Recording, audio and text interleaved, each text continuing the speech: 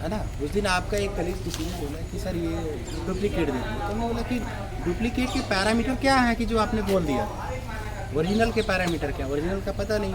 तो ये शुद्धता की पहचान है, इससे आइडेंटिफिकेशन आसानी से पता चल जाएगा। जो ये बोले कि अगर सर कोई मिलावट है कुछ भी है, अच्छा मिलावट के नाम पे क्या डर लगता है कि मिलावट मतलब क्या शक होता है, जुबान पे क्या आता है कि चीनी मिला रखा है, यही ना, ऐसे ही कुछ होता है। और ऐसा क्यों आता है, सुनते नहीं, जब शहद को देखते हैं ना तो ये नीचे गाढ़ा ऊपर पतला, और नीचे में देखेंगे तो शुगर जैसे पीस के कोई डाला हो ऐसा रहेगा ना, तो क्रिस्टलाइजेशन हो जाता है। आप देखेंगे ना तो क्रिस्टल लाइक बन जाएगा, नीचे में कभी कभी हो जाएगा, या लगेगा कि नीचे में पूरा जम गया, ऐसा रहेगा। हाँ, जमने का एक ही कारण है जो मैंने आपको बताया था कि जिस किसी भी हनी में अगर ग्लूकोज का लेवल हाई और फ्रक्टोज का लो हो गया, वो दोनों एक दूसरे को रिप्लेस कर दिए, ठीक है, तो वो कारण है। बट जमना जो है ना, कम से कम मस्टर्ड और लीची हनी में ये चूँकि यूनिफ्लोरल बीज से कलेक्ट किया गया, डोमेस्टिकेटेड स्पीसीज से, तभी ना हम नॉमेनक्लेचर किए लीची हनी मस्टर्ड हनी। तो ये जमना ही प्योरिटी को बताता है कि अगर नहीं जमा तो प्योर नहीं है। डोमेस्टिकेटेड हनी से अगर आप कलेक्ट कर रहे हैं लीची हनी मस्टर्ड हनी, खास करके ये दोनों, अगर नहीं जमा तो प्योर नहीं है। वाइल्ड से कलेक्शन कर रहे हैं तो नहीं जमने का कोई सवाल नहीं उठता है, तो मिक्स है, ठीक है। तो आपको जो क्रिस्टलाइज दिखा, धुआं सा दिखा, पाउडर टाइप में दिखा, चीनी का लगा, तो चीनी से ही शक होता है। तो हमें जब भी कंपेयर करना है या उसको अगर प्योरिटी देखना है, थोड़ा सा चीनी का चाशनी मिठाई की दुकान से ऐसे लाते हैं, उतना आ ही जाता है, किसी भी मिठाई के साथ में चाशनी आ ही जाता है। अगर आपको टेस्ट करना हुआ थोड़ा मोड़ा, ज़्यादा नहीं, 10-50 ग्राम मुश्किल से वो ले लीजिए। और साथ में 5-6 देसी तरीके हैं, आप किसी को बता भी सकते हैं। तो सबसे पहला तरीका है कि सपोज देखिए कि आप जिस हनी को टेस्ट करने जा रहे हैं और इधर में आपको कंपेयर करना किससे, जो चीनी का चाशनी है, इन्हीं दोनों में कंपैरिजन करना है। तो सबसे पहला अगर आप काम करेंगे कि सपोज मान लीजिए इस तरह का फर्श है, सीमेंटेड फर्श है, टाइल्स लगा हुआ, थोड़ा शांत कमरा, यहाँ साउंड बहुत आ रहा है, टप का आवाज़ करेगा, हर तरह का चिड़िया का ही सबका, बहुत शांत अगर स्थान हो, एक ड्रॉप 1-2 ड्रॉप अगर गिराइएगा चीनी के चाशनी और अगर शहद को, दोनों को अगर गिराइएगा अलग अलग, बाद में, ऐसा नहीं जरूरी कि एक ही साथ, तो सिंपल सा ऐसे आवाज़ कुछ थोड़ा सा डिफरेंस आएगा, दोनों में साउंड आएगा। जैसे रसगुल्ला अगर हम गिराते तो, और एक कांच की गोली, शीशे का जो गोली खेलते हैं हम लोग बच्चे लोग, अगर दोनों गिराइएगा तो दोनों में एक थब का आवाज़ आएगा, अगर लड्डू गिरे और एक कांच की गोली अगर गिरे, एक में चन्न का आवाज़ कुछ आएगा, टन्न का आवाज़ बड़ा क्लियर वॉइस आएगा, एक में थब आएगा, कुछ भी नहीं आएगा। तो कुछ इसी तरह का स्लाइटली अंतर आता है। अगर आपका साउंडलेस एरिया है, स्थान है, तो मिलेगा, आसानी के साथ पहचान सकते हैं, बट आपका कंफ्यूजन नहीं क्लियर करेगा, ठीक है। फिर उसके बाद दूसरा आ जाएंगे कि कॉटन ले लीजिए, जैसे गुलाब, ये जो आपका चाशनी वाला ना, उसमें कभी चनकने की आवाज़ नहीं आएगी, कनकने देना हाथ में, शहद में आएगा। शहद गिरने के बाद अगर धीरे से उठा के रख दीजिए ना, तो उसके पार्टिकल वो जल्दी डिस्टर्ब नहीं होते इधर उधर, वो फटता नहीं। मगर अगर चीनी के चाशनी को नीचे से धीरे से भी गिरा दीजिए और वहाँ गंदगी नहीं है, तो फैल जाता है, पूरा फट जाता है उसका बूंद जो ड्रॉप है, बट हनी जल्दी नहीं फैलता, ठीक है। चलिए दूसरा इसी से बताते हैं कि थोड़ा सा कॉटन ले लीजिए, कॉटन में एक में वो शहद एक बूंद गिरा दीजिए, 1-2 बूंद जो भी, एक कॉटन में, कॉटन मतलब ये रुई वाला, और एक में शहद, जिसे शक है, हमें सस्पेक्ट है, दोनों को लगा दिए, माचिस से जलाइए।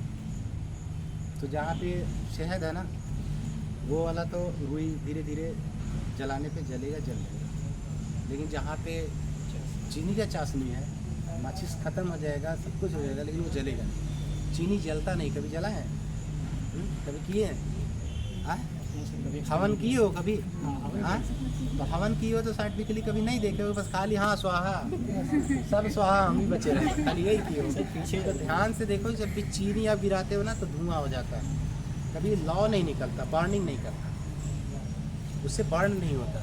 जब उसके ऊपर घी गिराते हैं तो घी बर्न करता है, लेकिन फिर वो घी खत्म, फिर वो धुआं ही रहेगा, बट यहाँ हनी जो है ना, हनी बर्न करता है, रूई के साथ मिल गया तो और भी बर्न करेगा। थोड़ा सा सस्पेक्ट क्लियर हुआ।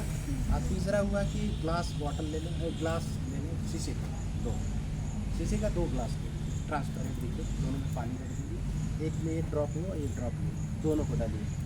और जब तक हनी को और दोनों को आप 8 मिनट से 1 मिनट तक देखिए, आपका जो चीनी का चाशनी है या जो मिलावट वाला है चीनी का सीरा, वो बिना पोरिंग किए हिलाए पानी को धीरे धीरे डिज़ोल्व हो जाएगा, मिल गया पूरा। लेकिन इधर जब शहद है ना, उसको जब तक पोरिंग नहीं करिएगा, हिलाइएगा नहीं, मिक्स नहीं करिएगा, वो तब तक वो मिलेगा ही नहीं। उसका ड्रॉप जो है ना हल्का सा ऑयली जैसा दिखेगा और वो घूमता रहेगा और वहीं पड़ा रहेगा, बैठा रहेगा पेंदी में जाके बॉटम में, लेकिन वो गलेगा नहीं। 3 हुआ।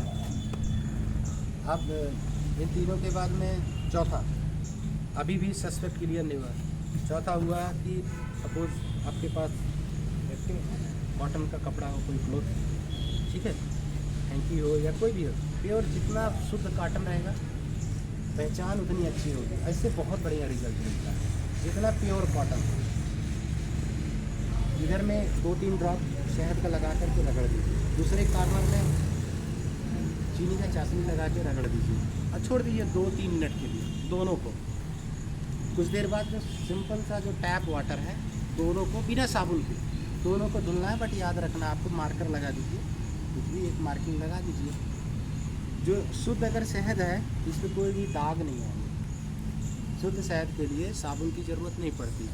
बट अगर चीनी है तो चीनी से दाग हमेशा आता है, कभी भी। सिर्फ चाय पत्ती से नहीं आता, चीनी से आता है। चीनी का दाग बिना जब तक साबुन नहीं लगाइएगा वो क्लियर ही नहीं होगा, एकदम नहीं क्लियर होगा।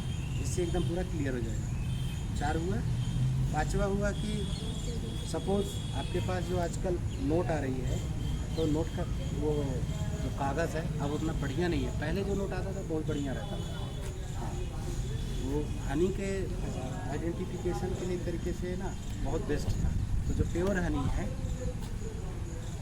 जो हनी है, हनी को नोट के इस साइड रख दीजिए, या एक नोट पे हनी को रख दीजिए बीच में कहीं, और दूसरी नोट पे लगेगा।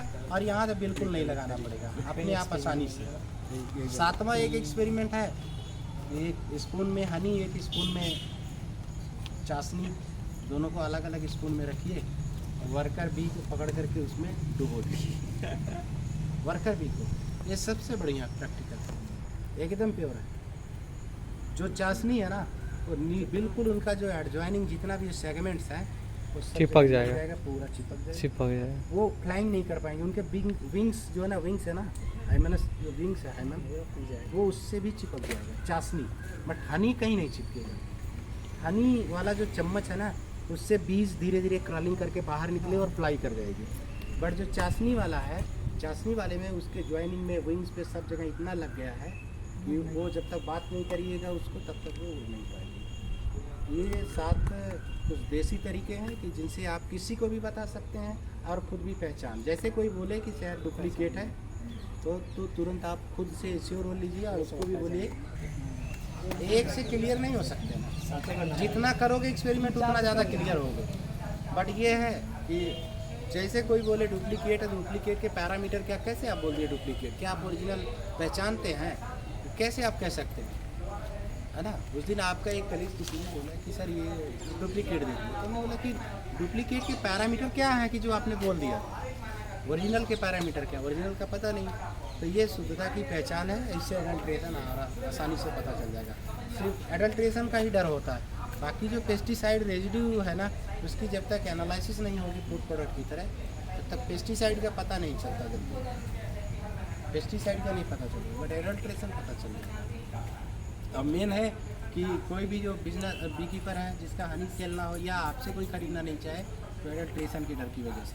इसमें कुछ मिलावट तो नहीं है, चीनी तो नहीं मिलाया है, पर दोनों का पूरा पर पश्चिम का रिश्ता है कि शहद में कभी भी चीनी मिला करके आप बेच नहीं पाएंगे, वो प्रोडक्ट रिवाइव नहीं कर पाएगा। आप उसको गर्म पानी से हीट करिए, अरे कहाँ से मिला पाएगा यार, मिलाता ही नहीं, कैसे 2 नंबर है। अरे मेरे सामने निकाला हुआ निकाला और अगले दिन सुबह में वो पता चले कि जम गया। हाँ, अगले दिन सुबह में जम गया। यही इसी कैंपस